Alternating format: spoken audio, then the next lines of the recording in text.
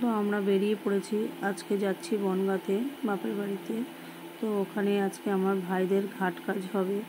তো মনটা অনেকটাই ভারী ভারী। আর বৃষ্টি আমাদের পিছন ছাড়ছিল না, মোটেও একদম বৃষ্টি ছাড়ছিল না।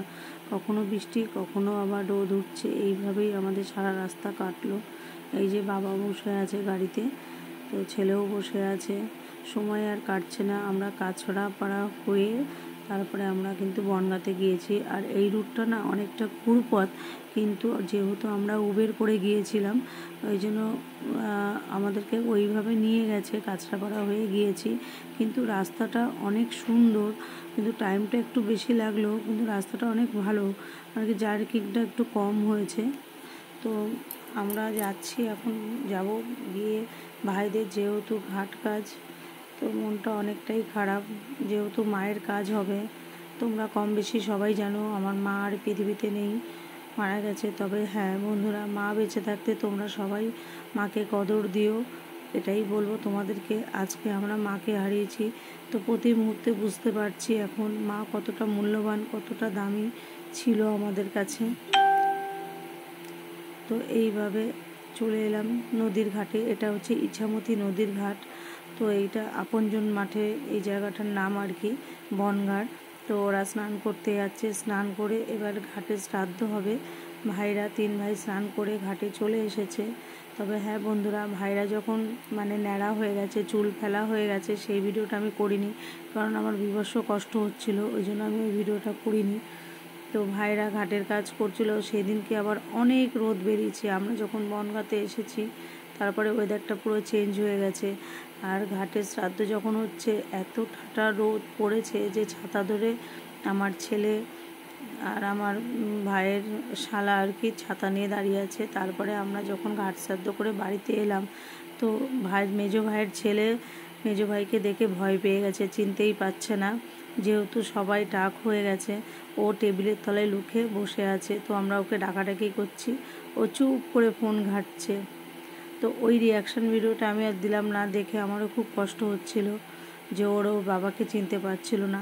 তারপরের দিন এটা হচ্ছে বাড়িতে শ্রাদ্ধ, তো আমার বাড়িতেই হচ্ছিল এটা।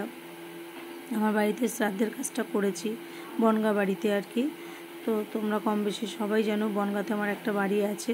তো ওই বাড়িতেই শ্রাদ্ধ করছে, যেহেতু ভাইয়ের বাড়িতে, ভাইদের বাড়িতে ওখানে জায়গাটা একটু শর্ট ছিল, তার জন্য আমার বাড়িতে অনুষ্ঠানটা করা হয়েছে। তো ভাইরা শ্রাদ্ধ করছিল, তখন আমি একটা ছবি তুলে নিয়েছিলাম। এখানে সব কিন্তু আমার পরিবারের লোকজন, আমরা কিন্তু পরিবারে অনেকজন, যেহেতু আমরা 3 ভাই 3 বোন, তাদের ছেলে মেয়ে সবাই যখন এক জায়গায় হয়েছি। তো আমরা যখন এক জায়গায় হই না, তখন আমাদের বাইরের লোকের দরকার হয় না। তো এটা হচ্ছে আমার বড়দার মেয়ে, আর এটা হচ্ছে মেজো ভাইয়ের মেয়ে। তোমাদের সঙ্গে একটু পরিচয় করে দিচ্ছি।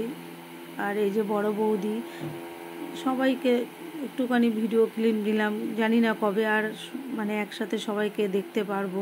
তো এই জন্যই ভিডিওটা করেছি। তোমরা হয়তো ভাবতে পারো এই ধরনের ভিডিও পোস্ট করার কোনো ইচ্ছা আমার ছিল না, কিন্তু একটা জিনিস বুঝতে পারলাম এতদিনে, যে এই ক্যামেরাটা অনেক দামি আমার কাছে। এই যে ছোটো ছোটো স্মৃতিগুলো আমার কাছে অনেক দামি। 3 বউ তখন 3 বউয়ের কাজ করতে বসে পড়েছে, ব্রাহ্মণ মন্ত্র পড়ছে। তো এটাই ছোট ছোট খুশিগুলোকে আমি ক্যামেরা বন্দি করতে পারি। আজ আমি এই ফেসবুক দুনিয়ায় এসে আমার কিছু মানে স্মৃতি আমি ক্যামেরা বন্দি করতে পেরেছি, এটাই অনেক। আর শেয়ার করছি আমার কিছুটা খারাপ লাগা তোমাদের সঙ্গে শেয়ার করছি। এটা আমার কাছে খুশির ভিডিও না, তবুও শেয়ার করে রাখলাম।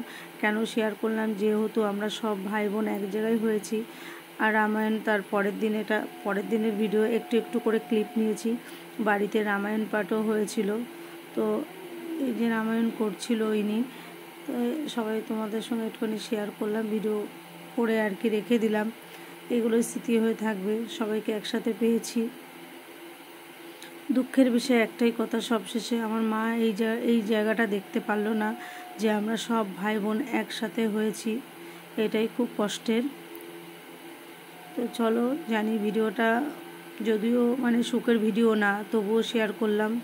যদি তোমাদের কোথাও ভালো লেগে থাকে, লাইক কমেন্ট শেয়ার করো।